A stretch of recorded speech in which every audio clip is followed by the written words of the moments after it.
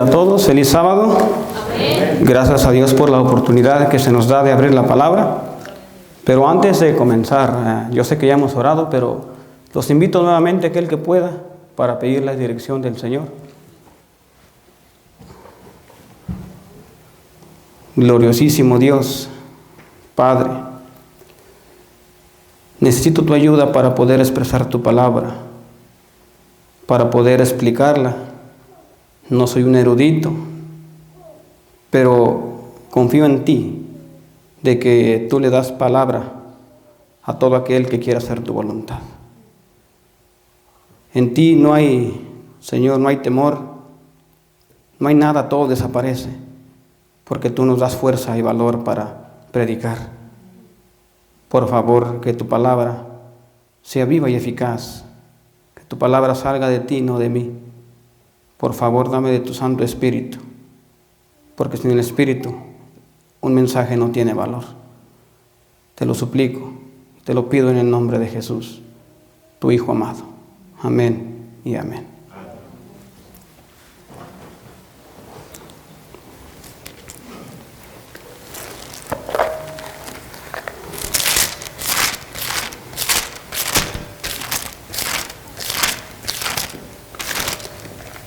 Regresando al libro de Génesis 1, que fue lo que es la lectura bíblica. El tema de ahora es regresando nuevamente a la imagen de Dios. Dice así: y dijo Dios en el 20, vamos a leer el 25 al 26. E hizo Dios animales de la tierra según su género, y ganado según su género, y todo animal que se arrastra sobre la tierra según su género. Y vio Dios que era bueno. Todo lo que sale de la mano del Creador, todo lo que está en manos del Creador es bueno y es perfecto. Pero Dios le da un toque especial al ser humano. No hizo cualquier ser humano. Dice que aquí la palabra dice en el 26, y dijo Dios, nuevamente Dios hablando, dice: hagamos al hombre a nuestra imagen, a nuestra semejanza. Muy importante, porque esa palabra imagen, esa palabra semejanza, significa que cuando Dios crea al hombre y a la mujer, esa imagen y esa semejanza es su carácter. Es decir, Adán y Eva gozaban de perfecta santidad. No es que eran como dioses, porque mucha gente se equivoca y dice: no, solamente Dios tiene esos atributos. Cuando la Biblia nos explica conforme a su imagen y a su semejanza, es que tenían impregnado la mente de Cristo en Adán y Eva. Gozaban de santidad, gozaban de perfección, no había pecado en ellos, eran perfectos. Eso es la imagen y la semejanza de Dios. Pero como ustedes ven, cuando Dios los hizo, por un cierto periodo, esa imagen se mantenía íntegra. Hasta que Apocalipsis 12, 6 al 9 dice que Satanás fue echado ¿de dónde? Del cielo a la tierra. Y comenzó a hostigar a Adán primero, cosa que se mantuvo firme, y luego vino hacia la mujer. Y la mujer sí no resistió las acechanzas de Satanás. Por allí entra el pecado, por ahí entró la maldad, por ahí entró todo. ¿Y qué pasó? La imagen de Dios se había ¿qué? Degradado. La imagen de Dios se había ¿qué? Esfumado. Ya Adán y Eva ya no gozaban de la santidad, ya no gozaban de la perfección. Ya no. Porque había entrado el pecado. Y Romanos 3:23 dice que por cuantos todos pecaron están destituidos de la gloria de Dios. Es decir, todo pasó al ser humano, todos estamos infectados. La imagen de Dios, el ser humano de esta generación, también la tiene por los suelos.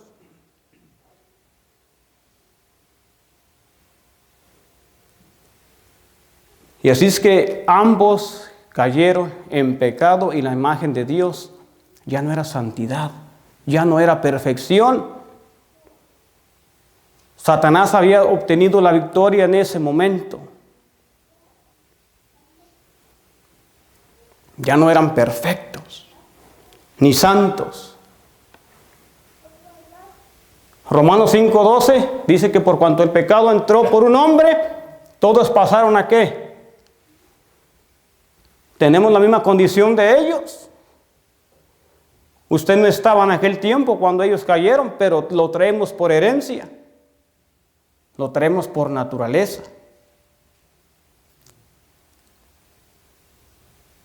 Pero Dios quiere restaurar nuevamente esa imagen. Dios quiere restaurar eso que Satanás pisoteó, esos que Satanás echó por tierra, que fue la imagen del Señor, su carácter. Dios lo quiere traer nuevamente a nosotros. Es decir, no todo está perdido. No. Tenemos que regresar a la santidad del Creador. Tenemos que regresar a la perfección. Pero para llegar a la perfección y a la santidad necesitamos ponernos en las manos de alguien.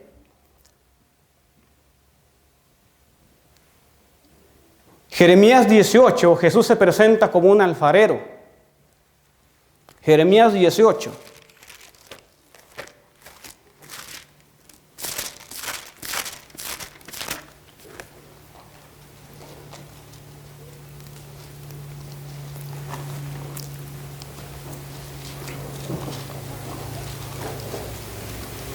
Me dicen cuando lo tengan para darle lectura. Jeremías 18, vamos a leer del 1 al 4.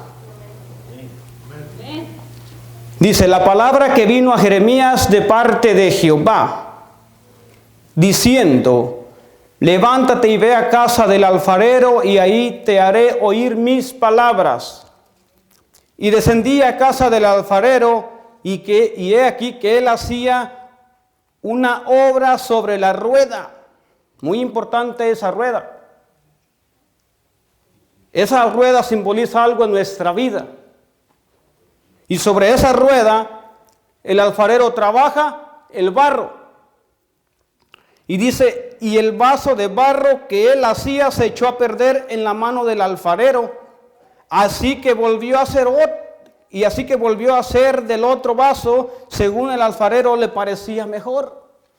Pero ya leímos en Génesis 1 que lo que Dios crea, que Dios hace, que cada utensilio que está en las manos de Dios, Dios no puede fracasar. Pero dice aquí que el alfarero se le rompió el vaso.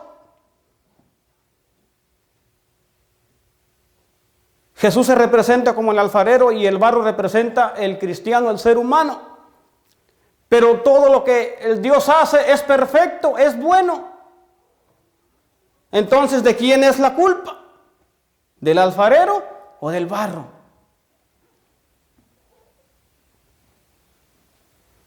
¿De quién es la culpa entonces?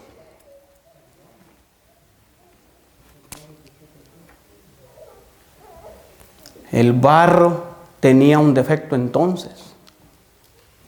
El barro le salió defectuoso al alfarero. Fui a estudiar un poco más la vida de un alfarero, literal.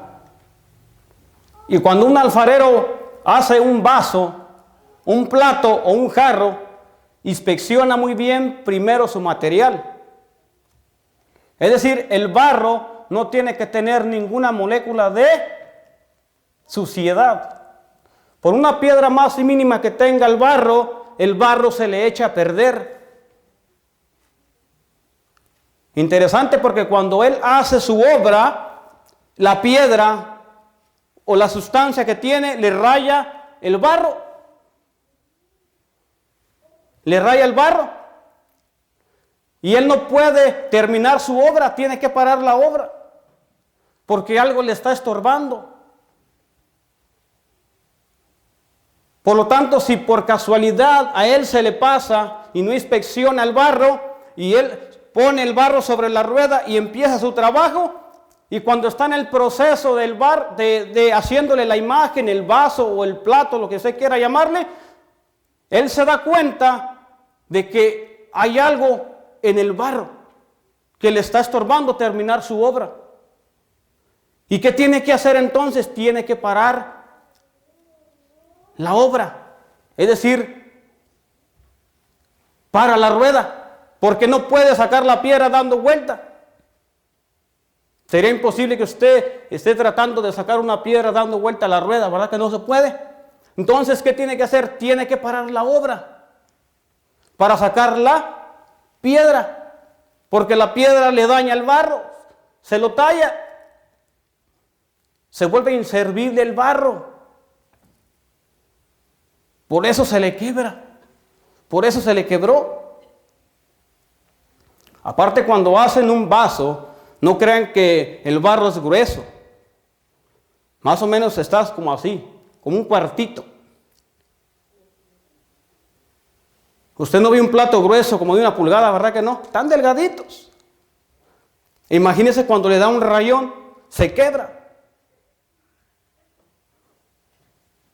¿Esto le dice algo a su vida? Que cuando hay un pecado en nosotros, Jesús no puede terminar la obra. Que cuando hay una pequeña molécula de pecado, Jesús tiene que parar la obra, por eso se quebra el vaso. Por eso Dios no puede terminar su imagen. Por eso Dios tiene que parar la obra en nosotros. Porque algo le está estorbando terminar la obra. ¿Cuál es la obra que el Señor quiere terminar en nosotros? Ya lo leímos, que se tiene que restaurar la imagen del Señor. Y el Señor no puede terminar la obra, por más que Él quiera, no puede, se detiene. Él más quisiera ya haber terminado la obra para poder llevarnos al cielo con Él. Él está ansioso de llevarnos. Él quiere que nosotros lleguemos nuevamente a la imagen, porque Él está desesperado, ya no hay qué hacer. Pero el que detiene la obra es el ser humano, la culpa es del barro, no es del alfarero.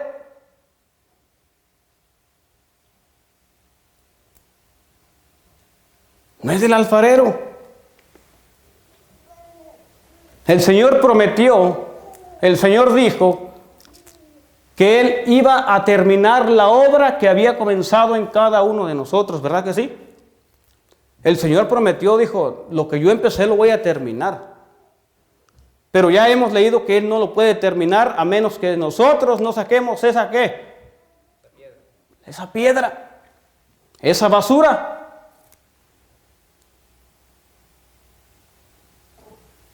El Señor prometió, dijo, yo quiero terminar la obra en ustedes, pero ustedes la detienen, yo la detengo. Y hay miles de cosas que esa piedra puede representar, esa basura puede representar, tanto exterior como interior. Pecado abierto o pecado interior, no importa, por más chico que sea, detiene la obra de Dios. Ahora sí que usted debe de inspeccionar su vida. ¿Saben que nosotros nos deberíamos de criticar? No es pecado criticarte. Debes de criticarte a ti mismo. Critícate en lo que estás mal. Critícate. Dios no te va a juzgar por eso, pero tú te debes de estar criticando. Critícate a ti. ¿De qué estoy haciendo mal? ¿Cuál es mi pecado? ¿Qué estoy cometiendo mal que no permite que Dios termine esa obra? Pero critícate tú. ¿En qué estoy fallando entonces?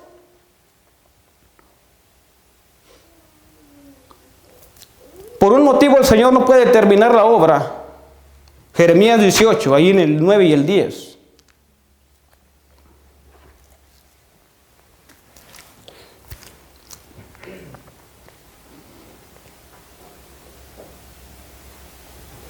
Dice, y en un instante hablaré acerca de una nación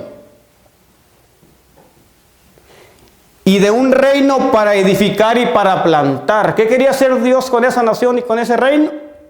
Edificarlo y plantarlo. Pero ¿qué pasaba con este pueblo y con esta nación? Dice, pero si hiciere lo malo delante de mis ojos, no oyendo mi voz, me arrepentiré del bien que había determinado hacerle. ¿Cuál era el bien que Dios había determinado hacer con Jerusalén? Edificarlo y qué, y plantarlo. Pero dice, pero hicieron lo malo. ¿Cuál es lo que el Señor quiere con nosotros? Reedificarnos, plantarnos, consagrarnos, santificarnos.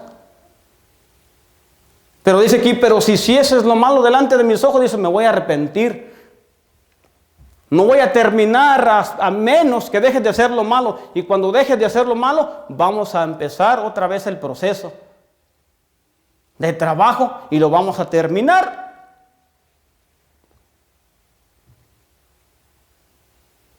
Pero esa es la condición de que el Señor dice, tenemos que dejar lo malo primero y después continuamos con la restauración. Si no, no se puede.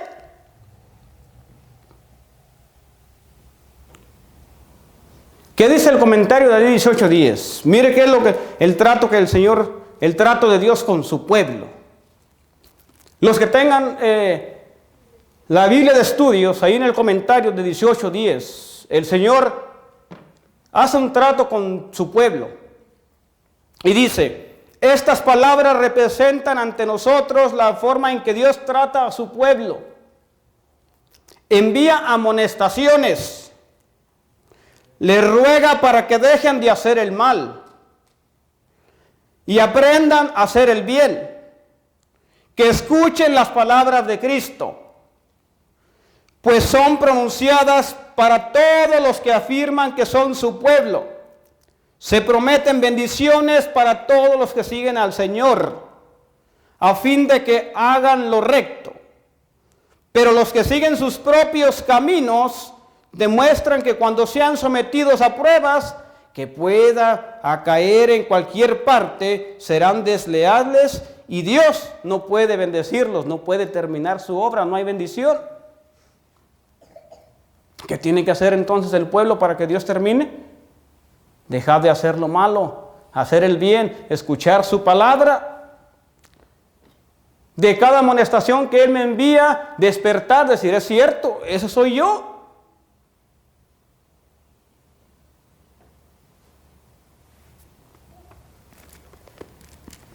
Dice el Señor, Jesús en el libro de Juan se presenta como el pastor y nosotros somos las ovejas, ¿verdad que sí?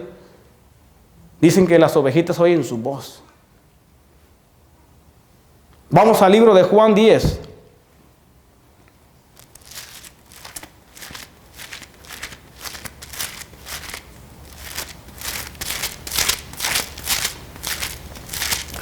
Juan 10, versículo 4. Vamos a leer el 3 y 4.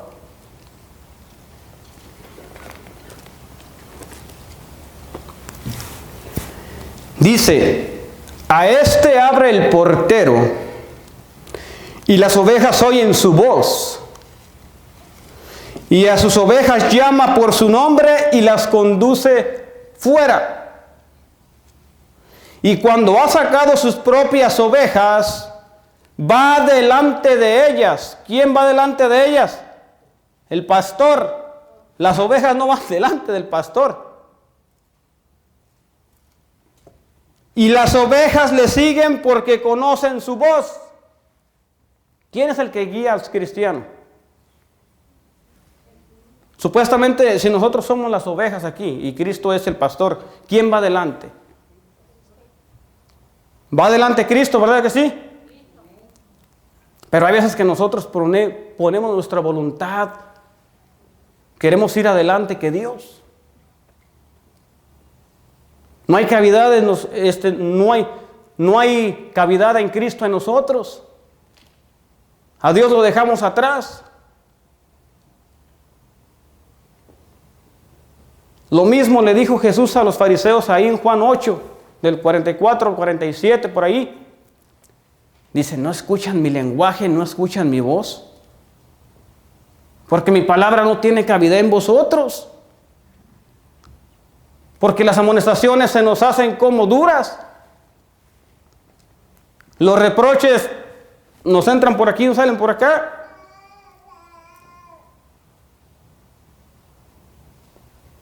¿Y saben por qué? ¿Cuál es el problema? De que Dios no está conmigo.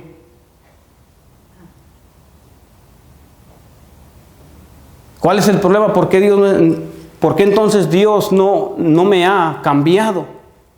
¿Por qué Dios no me ha moldeado? Porque simplemente no hay lugar en mi vida con Cristo. Cristo está afuera.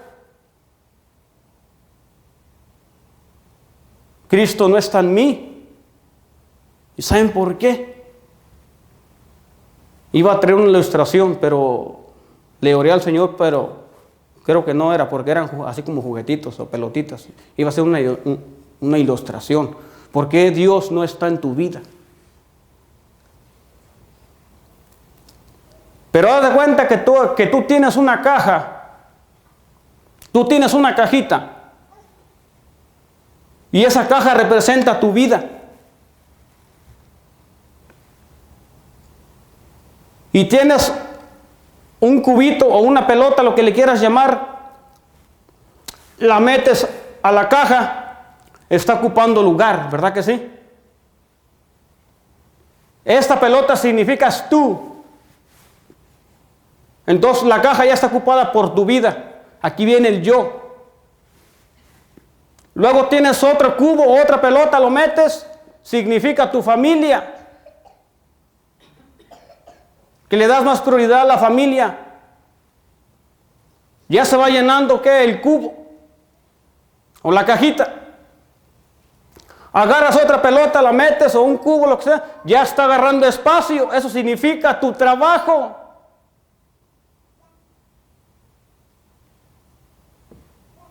Y la caja se va llenando. Metes otra pelota, significa el mundo y las cosas del mundo. Entonces, ya tu vida está llena ¿de qué? Del yo, del trabajo, la familia, lo mundano, y Cristo ya no cabe en esa caja.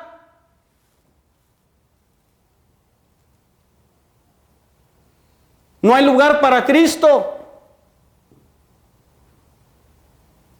Entonces, si no está Cristo en mi vida, alguien más está. Por eso que la imagen del Señor sigue por los suelos. Por eso seguimos nuestros caminos, nuestras andadas, nuestra voluntad, porque Cristo no está en mi vida. Y para que Cristo entre en mi vida, tengo que sacrificar alguna de estas cosas. Hay veces que tengo que sacrificar el trabajo. Y no estoy diciendo que dejes de trabajar. Pero a veces le metemos más horas al trabajo y para las cosas de Dios no hay tiempo. Entonces el trabajo está consumiendo mi vida y Cristo se queda esperando y Cristo nunca entró aquí. Tengo que sacrificar el trabajo en veces. Meter menos trabajo para tener más comunión con Dios. Tengo que sacrificar más el yo para que Cristo pueda entrar en la caja, en mi vida. Tengo que sacrificar a veces mi familia porque paso más tiempo con mi familia y paso menos comunión con Cristo. Tengo que sacrificar las cosas mundanas, sacarlas de mi vida para que Cristo pueda entrar y pueda entrar en ese cubo. Hay que hacer sacrificios. Pero tenemos que desechar, tener un balance. Porque Cristo está, dice la iglesia, en la iglesia de la Odisea, que Cristo sigue tocando la puerta. Cristo no está dentro, Cristo está afuera. Y todas estas cosas son las que le dan el lugar, le dan la prioridad antes que a Jesús. Entonces, ¿qué tengo que hacer? Desechar de mi cajita, desechar de mi vida, menos trabajo, menos mundano, menos televisión, menos de las modas. Y cuando empecemos a desechar esas cosas, entonces le vamos a dar prioridad ¿a quién? A Cristo. Pero lamentablemente el mundo le está quitando el lugar a nuestro Dios. Por eso seguimos así.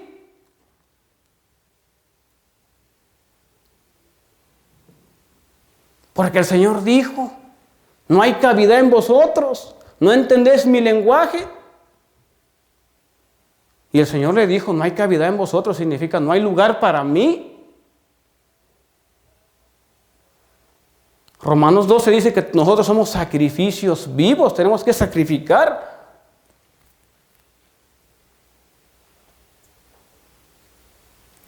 Dice que las ovejas oyen su voz y conocen. ¿Qué es conocer? Juan 17:3.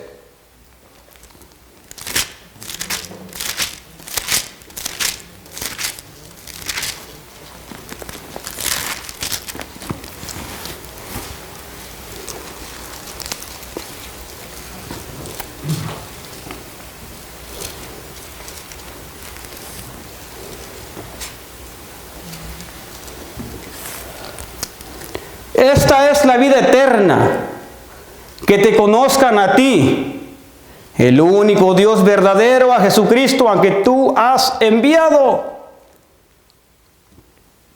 ¿Qué es conocer a Jesús? Si Jesús no está en mi vida, ¿cómo yo lo voy a conocer? ¿Cómo yo voy a conocer a Jesús? ¿Qué es conocer a Jesús? Muchos dicen que lo conocen, yo puedo decir que lo conozco, pero conocer es amplio. Comentario otra vez. Conocer a Cristo es practicar sus palabras.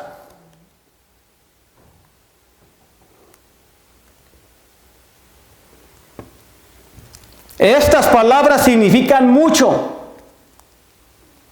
No solo conociendo a Cristo podemos conocer a Dios. El enviado de Dios nos insta a que escuchemos estas palabras. Son las palabras de Dios y todos debieran prestarle atención, pues por ellas serán juzgados. Conocer a Cristo de una manera que asegurase la salvación.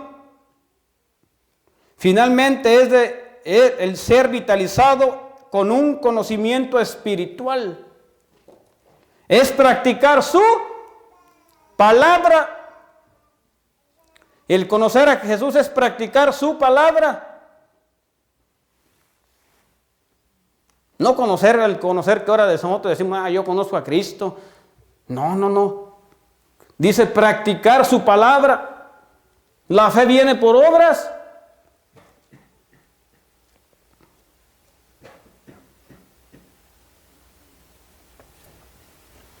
Dice el libro de Romanos 9.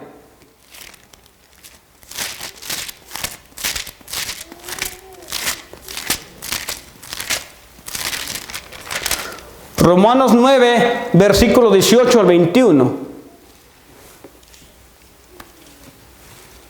¿Por qué Dios no ha terminado entonces su obra, su trabajo? Si Él nos prometió que iba a terminar la obra. Él no dio una fecha exacta en cuánto iba a terminar la obra de cada ser humano, pero creo que eso es individual. Si tú pasas más tiempo con Dios, obviamente que Dios te va a regenerar, te va a convertir, te va a santificar.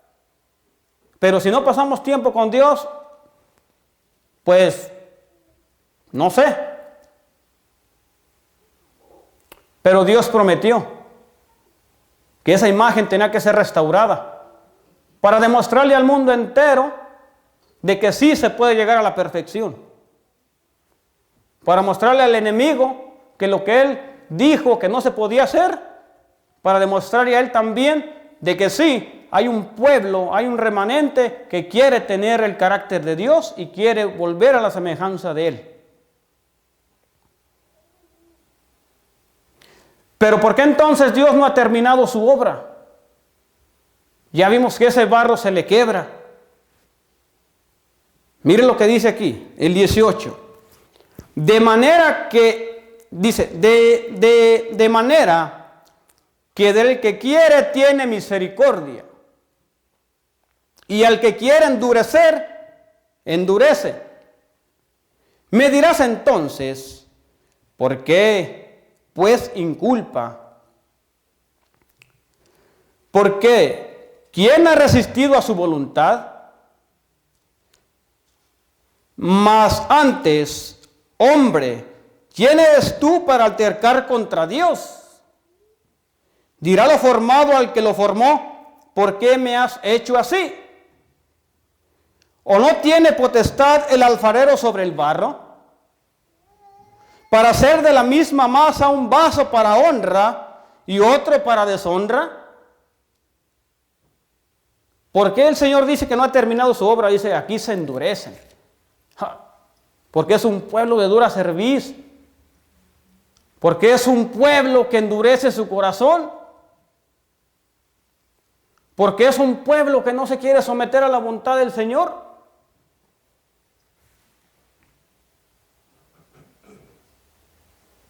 Y dice aquí, ¿no tiene potestad el alfarero sobre el barro?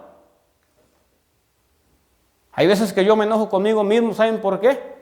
Porque afuera voy y les presento a una persona alcohólica, yo le presento a un Dios poderoso. Y yo le doy ese ánimo a esa persona, le digo, mira, ¿sabes qué? Dios te puede librar del alcohol. Le presento un Dios fuerte, un Dios celoso, un Dios potente, un Dios poderoso. Pero si tengo yo un Dios poderoso, entonces, ¿qué pasa conmigo entonces? Digo, ¿cómo yo voy y le presento un Dios poderoso que lo puede sacar, que lo puede librar hasta de la muerte, si es posible? Y entonces ese mismo Dios que yo voy y profeso, le digo, no está haciendo ningún cambio en mi vida, pero voy y lo presento afuera. No sé si es para presumir o para quedar bien con la gente.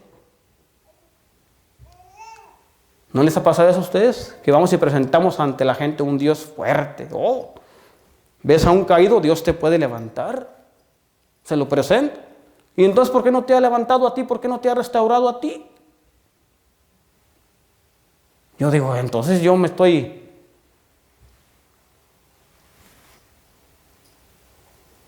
engañando yo mismo.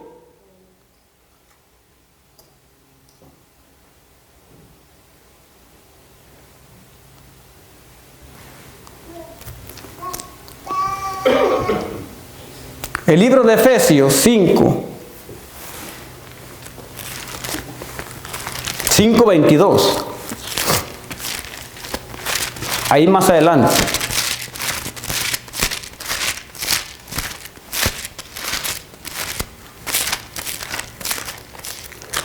Efesios 5:22 dice, las casadas están sujetas a sus propios maridos como al Señor. Porque el marido es la cabeza de la esposa, así como Cristo es la cabeza de la iglesia y es el Salvador del cuerpo. Así que como la iglesia está sujeta a Cristo,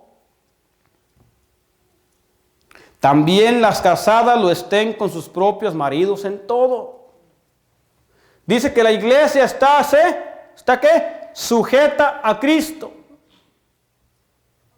La iglesia está sujeta a Cristo. Y cuando alguien está sujeto de alguien, es imposible de que te le zafes. Pero me recuerda a mí que nosotros somos como animales rebeldes. Cuando un animal cae en una trampa, está sujeto de la trampa, no puede zafarse. Pero nosotros somos como los animales, ¿saben qué? Nos queremos zafar y resistimos a Dios. No le queremos zafar a Dios. Si Dios dice, yo te tengo en mis manos, tienes que estar sujeto a mí. Y lo que se sujeta de Cristo no puede resistirse a Él. Por eso yo me considero como un animal rebelde. Porque mientras Cristo me sujeta para cambiar mi imagen, para decir, no, tú tienes que cambiar. Yo no te puedo llevar así, tengo que lavarte, tengo que purificarte. Pero yo le digo, no, Señor, me quiero zafar como ese animal de la trampa. Y decirle, no, yo no quiero que me cambies, yo soy así. Así me siento mejor. Quiero tener esta imagen corrompida. Quiero ser el mismo celoso, quiero ser el mismo borracho, no sé qué sé yo. Así nací y así me voy a morir, lo traigo por herencia. Y no te quieres dejar moldear por Cristo. ¿Por qué? Porque eres como un animal salvaje, así me considero yo. Resisto a Dios, me quiero zafar.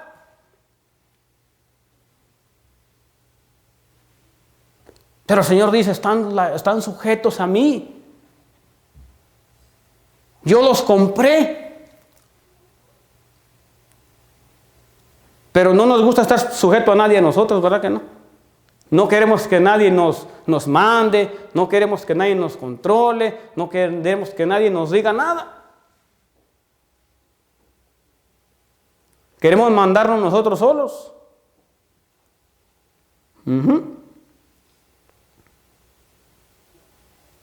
Y el Señor dice que cuando le abre la puerta a las ovejas van detrás de Él. Pero cuando Dios nos da un poco de libertad, ¡ay! ¿Qué hacemos?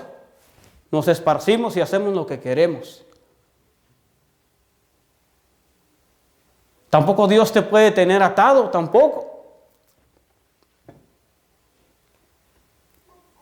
Pero es que nosotros aprovechamos de su amabilidad. No nos puede abrir un poquito la puerta porque nos nos vamos para todos lados, nos vamos a las fiestas, saliendo de la iglesia nos vamos a comprar, hablamos mal, comemos mal. Y no sabemos nosotros que aún saliendo de la iglesia, cuando nos abren la puerta de la iglesia, somos un desorden afuera. Y no sabemos que aún fuera de la iglesia seguimos siendo guiados por el mismo pastor.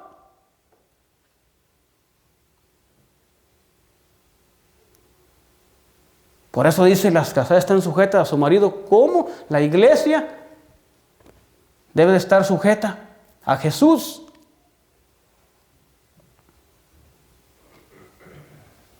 Santiago 4:7 dice, someteos pues a Dios y resistir al diablo, y Él huirá de vosotros. ¿Qué someteos a Dios? Si ya leímos que tenemos que hacer la voluntad de Él. Pero yo siempre voy a decir esto, que el ser humano siempre se somete a su voluntad. El ser humano siempre se somete a su voluntad, sin consultar a Jehová. Aún en cosas pequeñas queremos hacer la voluntad. ¿Por qué? Porque no hay cavidad, a Dios no lo tomamos en cuenta. Por eso a veces las cosas nos salen mal. Porque el Señor dice que aún en lo mínimo hay que pedirle la dirección a Él. En lo mínimo. Si vas a comprar una bicicleta, también dile que si te la va a dar. Y nos salen malas cosas y le echamos la culpa a Él. ¿Por qué? Porque no hay cavidad. Jesús no está en nosotros. Jesús está afuera todavía.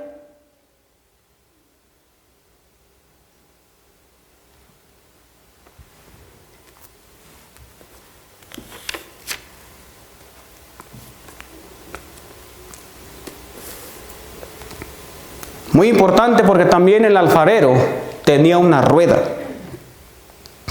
Ya vimos que Dios no puede terminar la obra a menos de que no expulsemos, de que no saquemos eso que le impide terminar su obra. Sea pecado grande o chico, Dios no puede terminar la obra en ti, ni en mí tampoco. Tenemos que expulsarla para que Dios pueda terminar lo que prometió hacer con nosotros. Pero también el alfarero tenía una rueda. Y si el alfarero no tiene esa rueda, no puede trabajar el barro. Y esa rueda estaba en constante movimiento. Un alfarero no puede trabajar el barro si no está en constante movimiento. Esa rueda tiene que ver con nosotros. El barro somos nosotros, la rueda somos nosotros. Nosotros también somos representados por esa rueda que tiene que estar en constante movimiento. Hace rato dijeron que una iglesia sin obras es una iglesia muerta. Esa rueda representa que el cristiano debe de estar perseverando para alcanzar el cometido.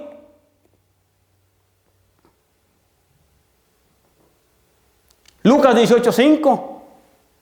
Ahí Dios nos dice cómo debe de estar esa rueda.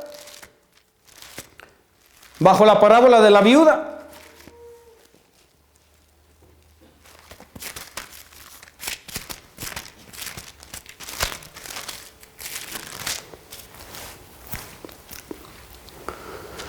Dice aquí, Lucas 18:5 dice, sin embargo, porque esta viuda me es molesta, le haré justicia, no sea que viendo a mí me fastidie. ¿Se dio por vencido la viuda? Estaba en constante, ¿qué? Movimiento pidiendo justicia. Es decir, estaba trabajando, la rueda estaba en constante movimiento. Ese debe de ser nuestro mismo trabajo que la rueda. Una rueda que no trabaja, Dios no puede obrar en ella. Pero dice aquí que la viuda estaba constantemente pidiéndole justicia al juez. Es decir, estaba perseverando, para que me entiendas. Debemos estar perseverando nosotros, estar constantemente en movimiento, orándole, pidiéndole al Señor que me cambie, que me transforme. Dios no me va a transformar si yo estoy acostado en mi casa. Dios no me va a transformar si estoy esperando nomás así con los brazos cruzados que Dios me cambie. No puedo. Tengo que estar en constante movimiento, orando, rogándole al Señor, pidiendo por mis pecados, haciendo la obra, para que entonces esa rueda vaya haciendo su trabajo, que el barro somos nosotros.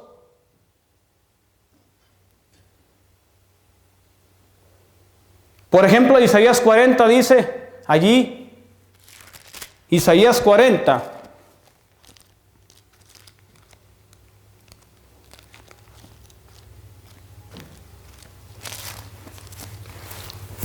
dice que los que esperan en Jehová no se cansan, están en constante ¿qué?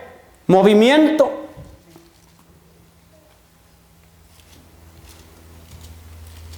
Isaías 40, 29 al 31.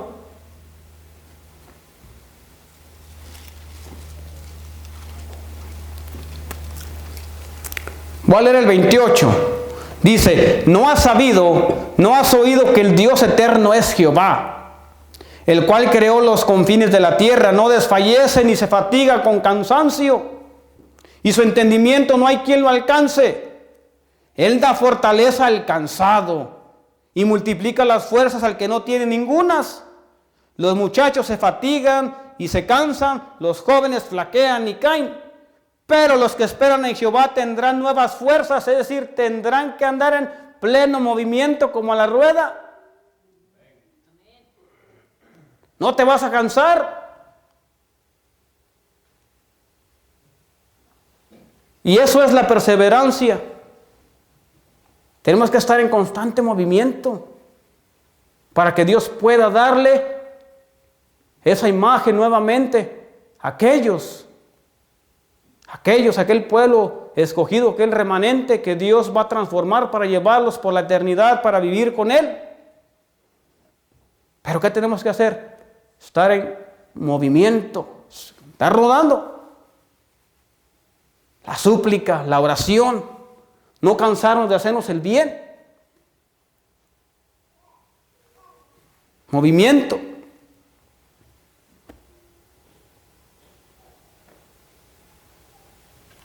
Tenemos que correr a buscar la oveja perdida también. No se cansan de alabar a Dios. No le dan, no desfallecen ni se cansan tampoco.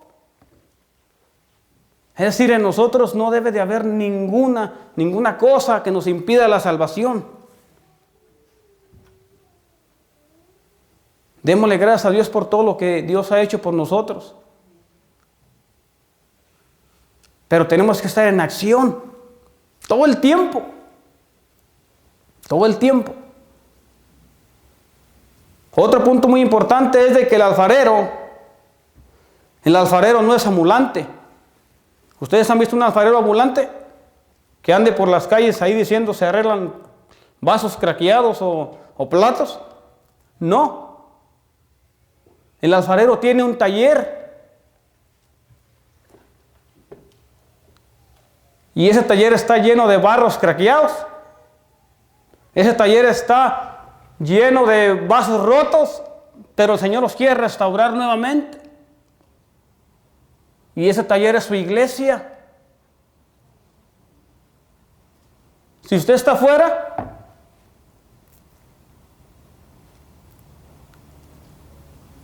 pues gloria a Dios si afuera usted sigue a Dios, pero yo creo que el Señor dice en su palabra que es mejor estar ¿dónde?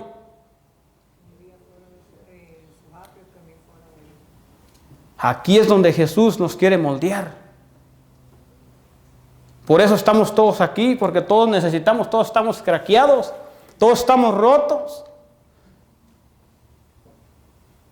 Y si un alfarero literal puede reconstruir una jarra, un vaso, con más Dios, que Él nos puede parchar esos hoyos, esas craqueaduras, nos las puede reemplazar con barro nuevo.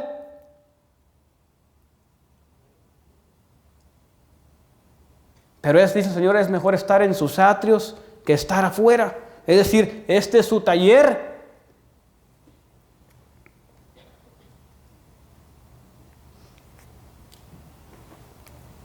Pero no termina ahí la obra del alfarero literal. Para que el alfarero le pueda dar la forma, el terminado, a lo que él creó, puede ser una olla, vamos a poner una olla, tiene que hacerla pasar por fuego. Si no su obra no termina, es media obra solamente.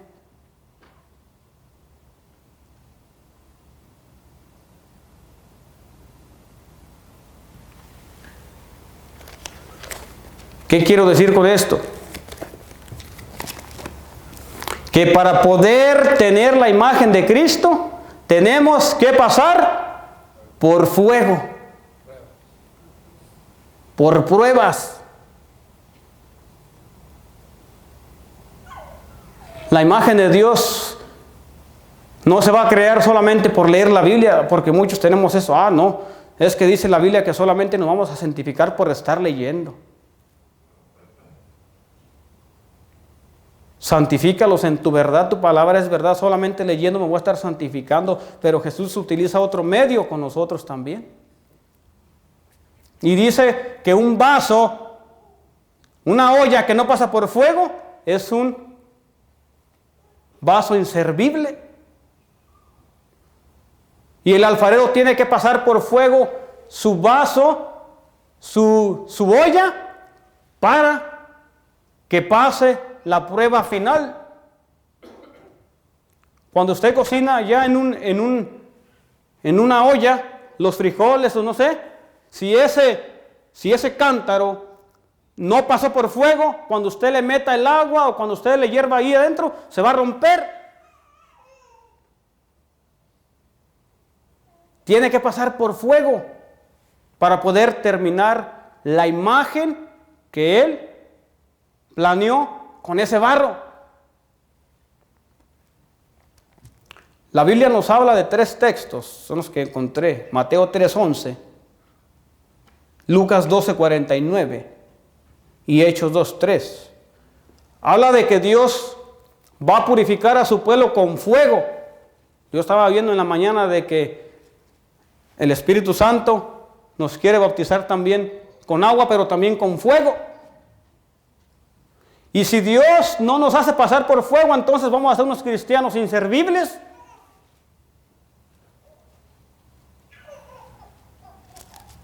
Mateo 3:11.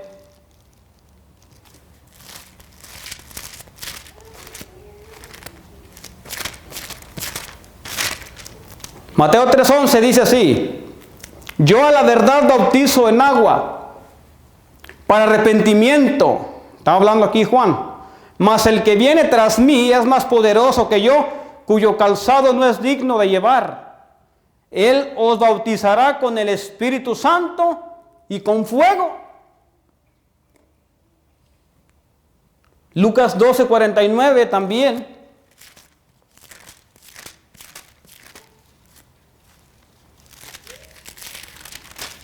Lucas 12:49 dice: fuego viene a meter en la tierra, y que quiero si ya está encendido. Fuego viene a meter ¿a dónde? A la tierra. Hechos 2:3, cuando el Pentecostés también dice que cayó ¿qué? Del cielo un fuego ¿qué? Fuego. Hechos 2:3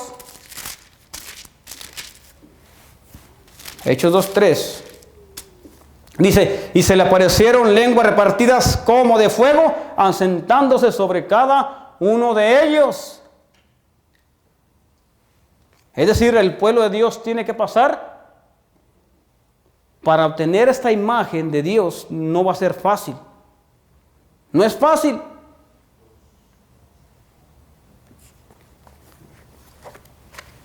No es fácil.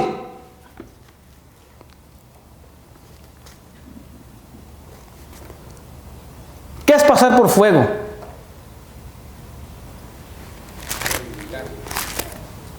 A mí me recuerda la vida de Pablo en 1 Corintios 11. Vamos a ver si Pablo pasó por fuego. El apóstol Pablo. 2 Corintios 11. 2 Corintios 11.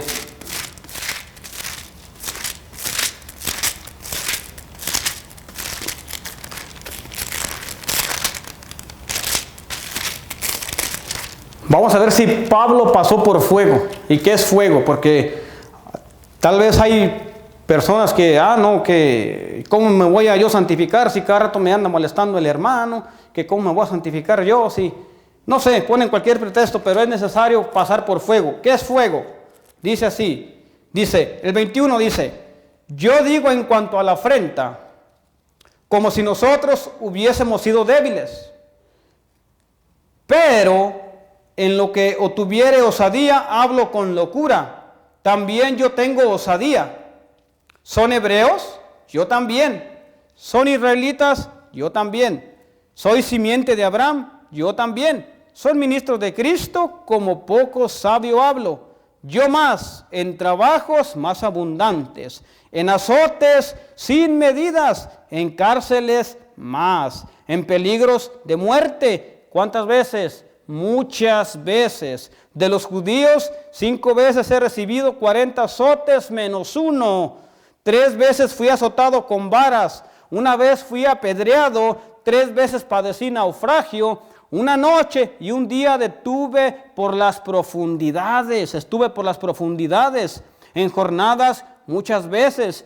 Peligro de ríos, peligro de ladrones, peligros de mi nación, peligros de entre los gentiles, peligros en la ciudad, peligros en el desierto, peligros en el mar, peligros entre falsos hermanos, en el trabajo y fatiga y en muchas vigilias, hambre y sed, en muchos ayunos, en frío y en desnudez. Además de esto, lo que sobre mí se agolpa por cada día, la carga de todas las iglesias.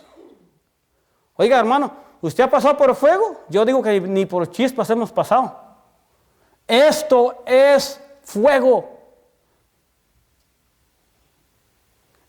Y Pablo lo entendió, que para que esto pasara, su carácter se iba a ir modificando. Ah, no, pero la gente dice, ¿cómo me voy a santificar si el hermano me está molestando cada rato? No.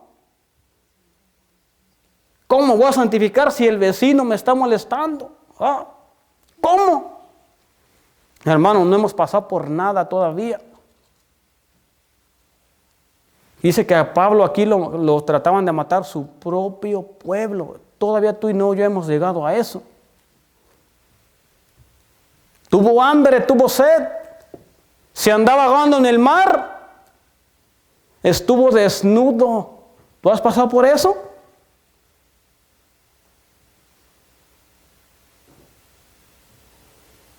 Pero fue necesario ¿para qué? Para que Pablo se fortaleciera para lo que había de venir.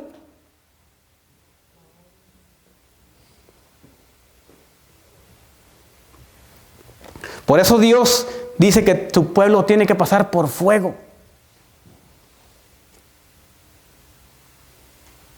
Y hay veces que esto nos asusta a nosotros, porque, no, pero ¿cómo va a ser posible de que el hermano de la iglesia, me esté diciendo esto y aquello? No. Por eso el Señor dijo, deja que la cizaña y el trigo crezcan juntos. ¿Hasta cuándo? Hasta la cosecha.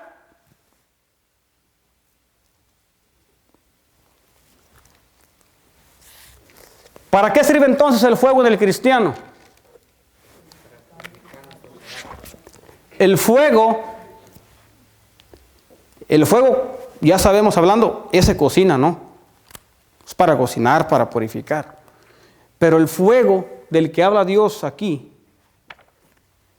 y ya lo leímos aquí conforme a Pablo pasó, el fuego va a ser algo en tu vida.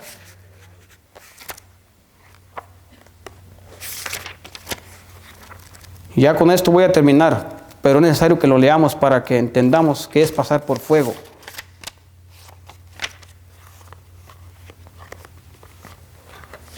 Dice, se ofreció una oración y se cantó un himno y se volvió a orar. Se elevaron súplicas fervientes a Dios.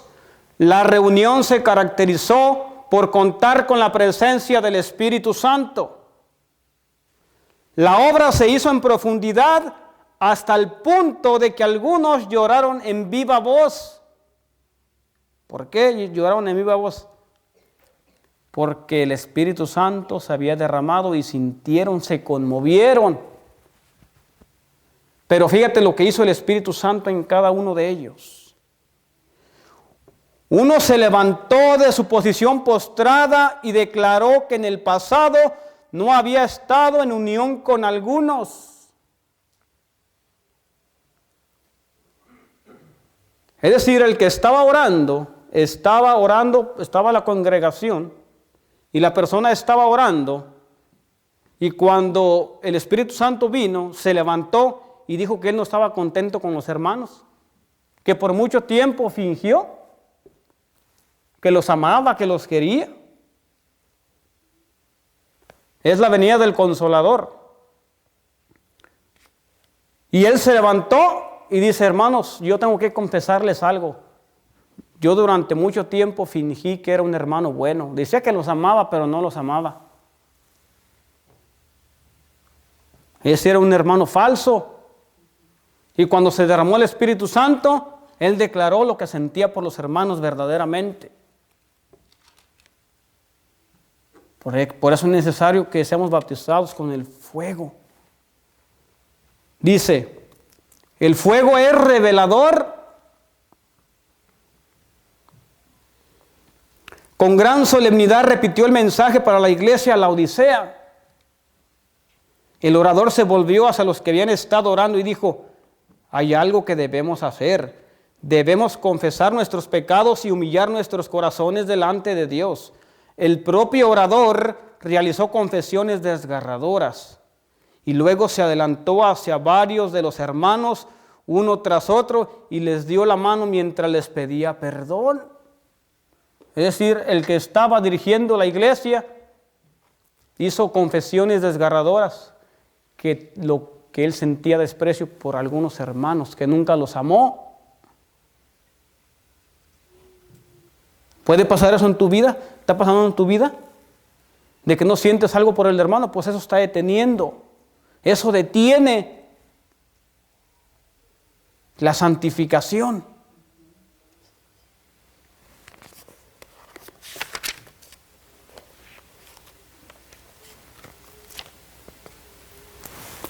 El fuego purifica en el interior. El agua limpia, pero no como lo hace el fuego. El fuego es el elemento purificador por excelencia. Purifica en el interior y en forma cabal, llenando cada fibra y cada partícula de materia. Partícula de materia.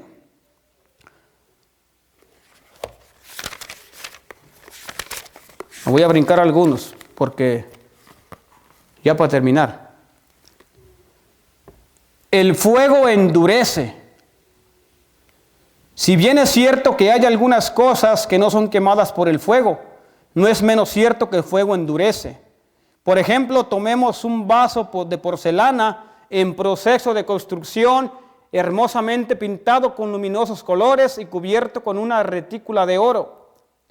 Su forma es exquisita y revela la habilidad de la mano del artista, pero el toque más leve destruirá su diseño y arruinará su belleza. Ese vaso debe ser quemado o puesto en fuego a fin de que sus colores se tornen permanentes, para que la forma sea duradera y para que el hombre del artista parezca permanente en él. En este caso, el fuego habrá de endurecer la superficie del vaso. El proceso del endurecimiento mediante el fuego del Espíritu Santo, los hermosos colores de la vida santifica, se tornarán permanentes y serán inmunes a los ataques de Satanás. ¿Para qué sirve el fuego? El fuego te endurece, te fortalece para los ataques del enemigo.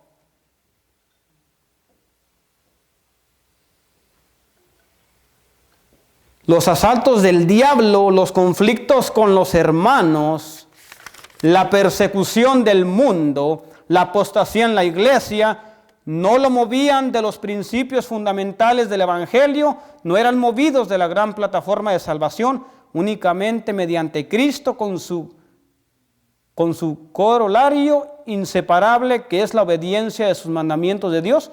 Nunca desobedeció la visión visual. Esto está hablando de Pablo. Todo lo que él pasó lo hizo fuerte para seguir adelante.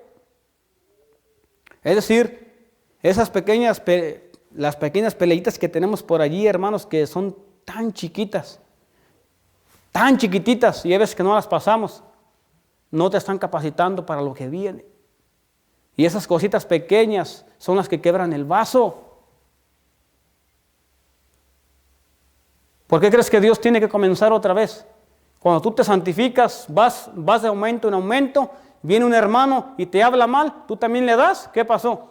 Se rompió el vaso, lo que habías cosechado en un tiempo de 1 mes, 2 meses, 3 meses, por la culpa del hermano que era utilizado por Satanás. Vino, te habló mal, le respondiste igual, se dieron.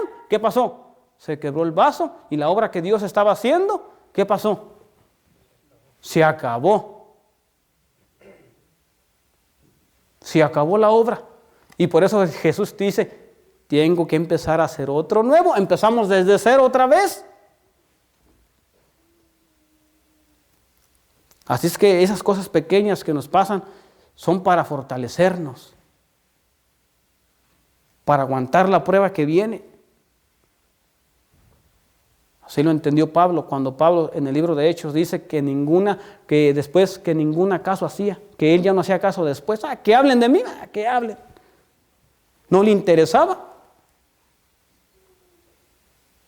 Se fortalecía en esas cosas. Ya no le prestó atención después Pablo. Está en el libro de Hechos, por ahí, en el versículo 20, por ahí. Dice que Pablo ya no hacía caso de lo que hablaban de él. Pero eso le dio la fortaleza. Y Pablo se llevó la imagen de Cristo. ¿Por qué? Porque él entendió que era pasar por fuego.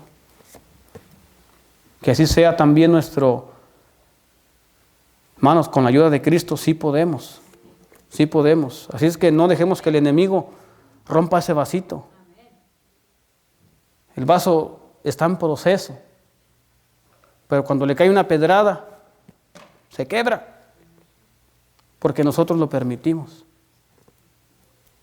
Por eso el Señor dice que tenemos que tener discernimiento cuando un hermano viene.